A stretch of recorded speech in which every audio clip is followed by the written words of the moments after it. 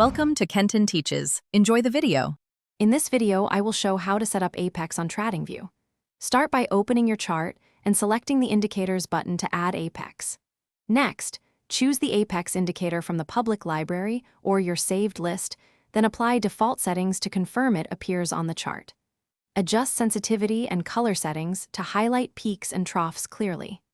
Finally, save the layout as a template so you can apply Apex quickly across different symbols. In this video, I will show how to set up Apex on TradingView.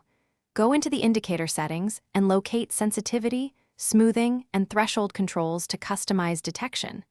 Tune sensitivity lower for fewer signals or higher for more frequent signals, then modify smoothing to reduce noise. Change colors and line widths so signals stand out on your preferred chart theme. Finally, enable alerts to trigger when Apex crosses your chosen thresholds for active monitoring. In this video, I will show how to set up Apex on TradingView. Quick recommendation: the Owala water bottle keeps you hydrated during long charting sessions and fits easily beside your keyboard. Its leak-proof lid and easy-carry design make it a practical trade desk companion, perfect for staying focused during market hours.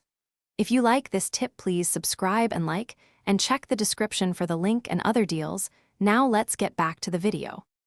In this video, I will show how to set up Apex on TradingView. Use Apex peaks to time entries near confirmed support and exits near resistance levels for better risk management. Backtest the indicator on different symbols and timeframes to see win rates and drawdowns before live use.